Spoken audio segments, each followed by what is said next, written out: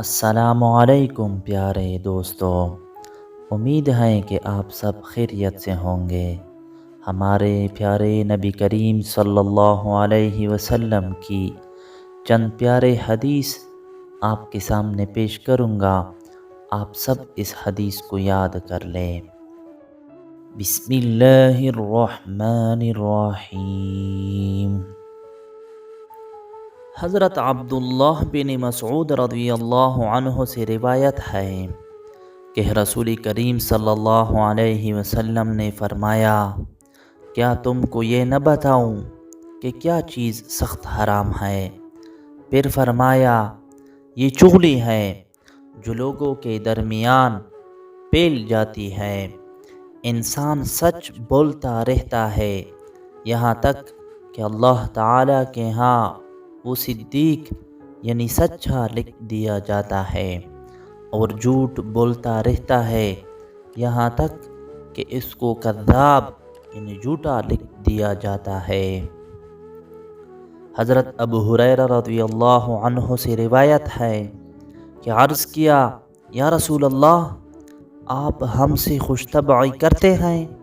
آپ صلی اللہ علیہ وسلم نے فرمایا، میں سچ کے علاوہ کچھ نہیں کہتا۔ حضرت عبداللہ بن مسعود رضی اللہ عنہ بیان کرتے ہیں کہ رسول اللہ صلی اللہ علیہ وسلم نے فرمایا، جھوٹ سے بچو، کیونکہ جھوٹ فسق و فجور کی طرف لگاتا ہے، اور فجور گناہ آگ کی طرف لے جاتے ہیں۔ کوئی شخص جھوٹ بولتا ہے اور جھوٹ بے مبالغہ کی حد تک پہنچ جاتا ہے، حتیٰ کہ وہ اللہ تعالیٰ کے ہاں جھوٹا لکھا جاتا ہے۔ سچائی اختیار کرو، کیونکہ سچائی نیکی کی رہنمائی کرتی ہے، نیکی کی رہنمائی کرتی ہے، اور نیکی یقیناً جنت کی طرف لے جاتی ہے۔ انسان سچ بولتا رہتا ہے اور سچ کی تلاش میں رہتا ہے، حتیٰ کہ وہ اللہ تعالیٰ کے ہاں سچا لکھا جاتا ہے۔